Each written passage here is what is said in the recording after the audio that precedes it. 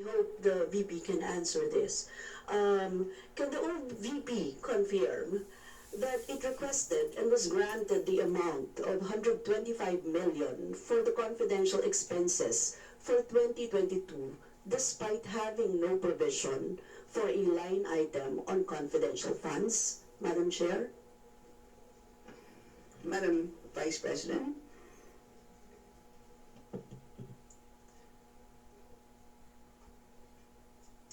Madam Chair, that is the subject of Supreme Court cases. Yes. Congresswomen, Madam Chair, please proceed. Yes. yes, Madam Chair, ang tanong ko lang po ay simple, no? Kung may provision, kung may line item o wala. So, Madam Chair, kung hindi po sinasagot, I will go on to my next question, Yes, Madam please. Chair.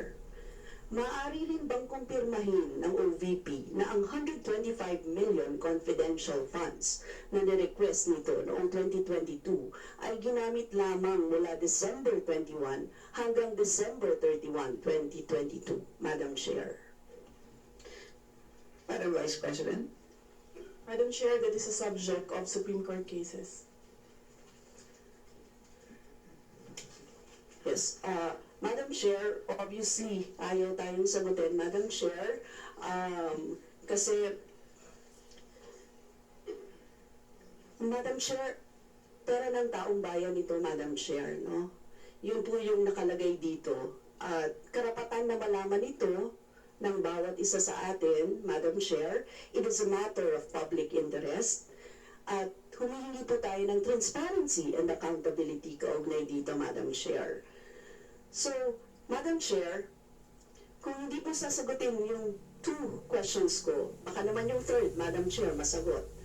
Ayon sa ipinasang accomplishment report, utilization of confidential and intelligence funds ng OVP, ginamit ang 125 million para sa safe implementation of OVP initiatives and confidence building. Ano itong safe implementation of OVP initiatives and confidence building?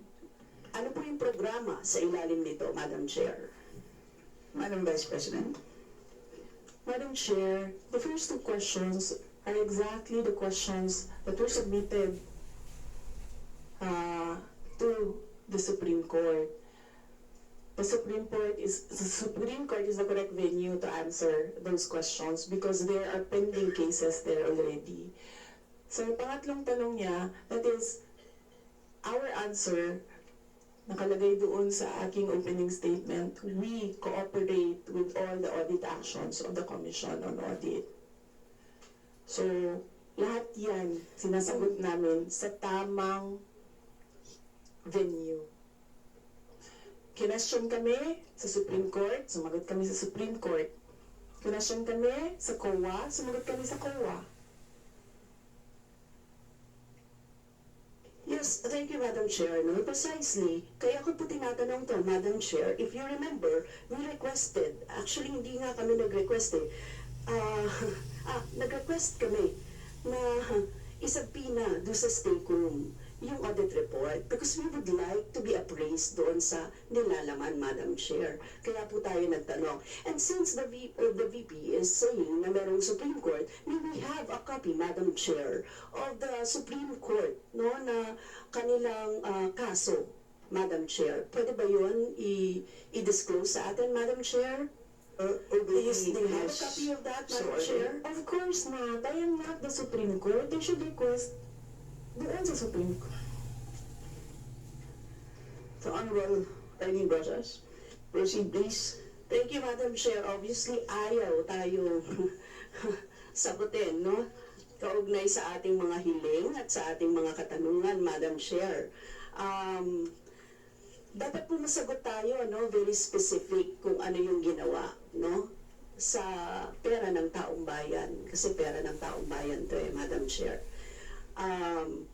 Kasi Madam Chair, sa accomplishment report na ipinasa ng OVP sa loob lamang ng December 21 to 31, 2022, gumastos ang OVP ng first 14 million para sa purchase of information, 10 million million para sa payment ng reward, 16 million para sa rental of incidental expenses para sa maintenance ng safe houses, 35 million para sa purchase ng supplies, 40 million para sa medical and food aid, 10 million para sa incentives o traveling relative to the confidential operations. So, Madam Chair, sa Joint Circular Number 2015-01 ng COA, DBM, DILG, GCG, DND na naglalaman ng guidelines on the entitlement, release, use, reporting, and audit of confidential or intelligence funds, hindi kasama sa paggagamitan ng confidential funds ang medical at food aid. Kaya saan ginamit ng OVP ang 40 million para sa medical and food aid? Ito ay pinakamalaking confidential funds budget na nilaan ng OVP. Kaya po dapat sagutin tayo, no, ng OVP kaugnay dito, Madam Chair. Madam Vice President. Yes, Madam Chair. In my opening statement, we said on the issue of confidential funds, we have received audit actions regarding the confidential funds of the OVP. We have submitted our responses and we assure our full cooperation with the ongoing audit.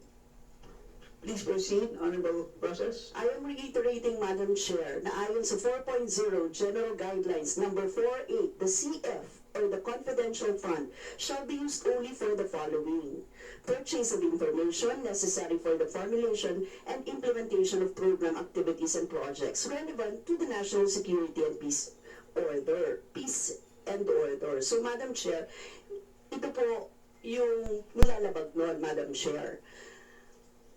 Madam Chair, rental of transport vehicles, rentals and incidental expenses, purchase of rental or supplies, 4.85, payment of rewards, uncover, prevent illegal activities, 4.87, others na authorized ng GAA, Madam Chair. So yun lang ang pinapayagan at wala po doon ang medical and food aid, Madam Chair. Madam Chair, sa next question ko po, sa date ng liquidation report, date na lang to date na lang ng liquidation report ng OVP, Madam Chair. Para sa period ng December 21 to 31, 2022, sinubmit ito noong January 10, 2023. But the certification date was January 10, 2022. At ninotarize ito ng January 16, 2023. Maaari po bang ipaliwanag ito ng OVP, Madam Chair? Do you mean January 10, 2023? Yeah, and January 10, ninotarize ng January 16, 2023. Yes. Yeah. Madam Vice President. Madam Chair, I will forgo the opportunity to defend the OVP 2025 budget proposal by question and answer. I will leave it to the House of Representatives to decide on the 2025 budget. Honorable Process, you may proceed. Madam Chair, ayaw tayo sagutin, Madam Chair. Hindi ko maintindihan kung bakit tayo ayaw sagutin. Napakasimple po ng mga tanong natin. It is about dates. It is about confirming yung mga dates, Madam Chair. So ayaw tayo sagutin at sa harap ng publiko. Ang publiko po ay may karapatang malaman ito. Kaya po tayo nagka-question kaugnay dito, Madam Chair. This is about transparency and accountability. And it doesn't exempt the office of the Vice President. No, Madam Chair. Madam Chair. Yes, Madam Vice President. She may not like my answer. She may not like how I answer. She may not like the content of my answer. But I am answering. I do not have to answer to her. If I want to answer to the people, Yes, Madam Vice President. if I want to answer to the people, You may proceed, Honorable Process. Yes, Madam Chair. Madam Chair, kailangan po cooperating with the at Supreme tama, Court Madam Chair, cases ang and the dokumentong commission ipinapasa sa audit. opisyal ng gobyerno, Madam Chair. I believe yun po ang kailangan natin gawin, Sa isang simpleng mamamayan, kapag nagkamali ka ng kahit isa sa buwan na sasagutin, Please Madam wait to Chair. get acknowledged. Yes, Honorable Process, please Yes, proceed. nagpapasa tayo ng application. Kailangan tama ang nakalagay, Madam Chair.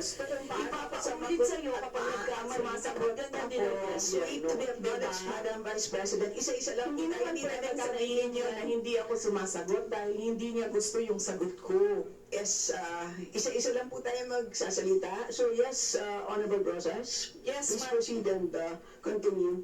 Thank you, Madam Chair. Madam Chair, kailan sinabit ng OVP ang liquidation report ng 2022 confidential fund sa Intelligence and Confidential Fund Audit Office ng Commission on Audit? Yan, Madam Chair, siguro naman masasagot tayo ng OVP, Madam Chair.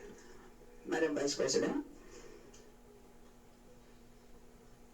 I will forgo the opportunity to defend the OVP 2025 budget proposal. By question and answer, I will leave it to the House of Representatives to decide on the proposal.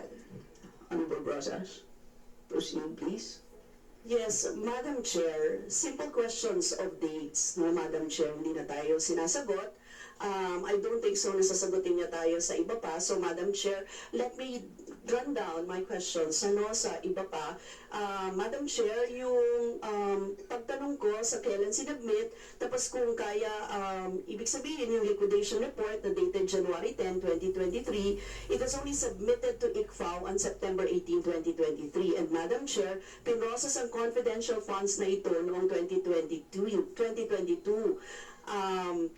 Tatanungin ko rin sana kung aware ang OVP sa Joint Circular Number 2015-01.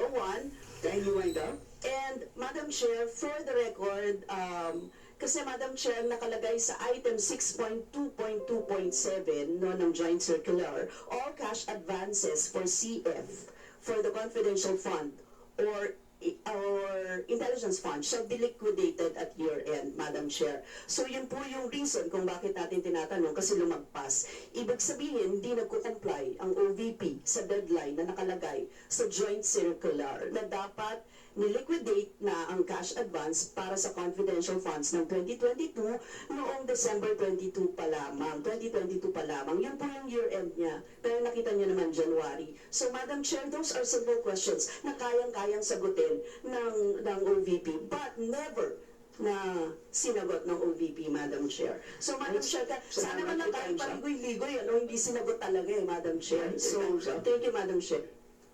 Next to interpolate is... Madam Chair? Yes. Yes. Hindi po totoo yung sinasabi ni Representative Brosas na hindi ako sumagot. Hindi sumagot ang Office of the Vice President. We cooperated with the cases in the Supreme Court. There are 4 cases in the Supreme Court. And then we cooperated with all the audit actions of the Commission on Audit. I will forgo the opportunity to defend the Office of the Vice President 2025 budget proposal by question and answer, and I will leave it to the House of Representatives to decide on that proposal. Madam Chair, last lang, Madam Chair. This is a Congress, Madam Chair na Chair. lang sa round 2, Honorable Brosas. Yes, sasabihin ko lang, Madam Chair, na proper forum ito para malaman natin ang lahat. This is a proper forum. Ang Kongreso po ang dapat nag-aalam niya. Thank you. Right, so next to interpolate is the Honorable Micaela Angela Swanson. Thank you very much, Madam Chair. Madam Chair, my line of questioning would be based on the different documents submitted by the Committee on, the Commission on Audit and Compliance to the subpoena duces tecum, as well as the accomplishment reports submitted by the Office of the Vice President. So, Madam Chair, I prepared a few slides for presentation to the committee. Madam Chair, may I request for the permission of this committee to show the